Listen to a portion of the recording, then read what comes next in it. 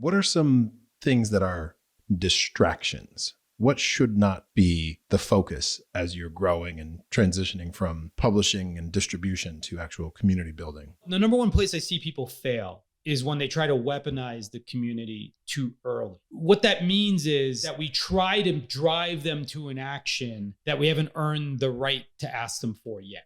That could be like, oh, I've got a great sponsor and suddenly I want to bring them in and have them hosting talks with us, right? Like vetting out work or providing like too many kind of tasks or assignments virtually, even though they seem, optional, to community members. That can also mean pulling on individuals in that community too hard, too fast, or not understanding people well enough and then having expectations that maybe they can't meet, which make them feel alienated or make them feel like they're letting someone down or disappointing others. The number one thing that I see as a challenge is taxing the community too early on. Now, that doesn't mean like, for example, like not charging for access. I think charging for access early on can be a useful tool in separating the people who aren't there to actually contribute, who aren't there in the same level of seriousness. This is not about like a sort of a revenue side of it. It's just more about what we expect to leverage or work with or use or put to work, whatever kind of benefits we think from a business point of view, having a community might offer. Formalizing those too early, expecting them to pay off or deliver too early can often cause it to crumble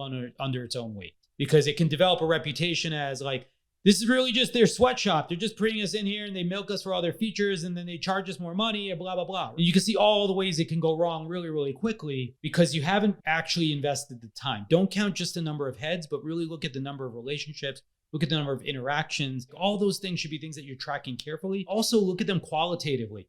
Not just like, yeah, we got 1,000 likes on that thing. Are people like talking about it? Are you getting feedback? Are you getting back channel? All these other things are really important signals that you're doing the right things to help that community get to where it needs to be.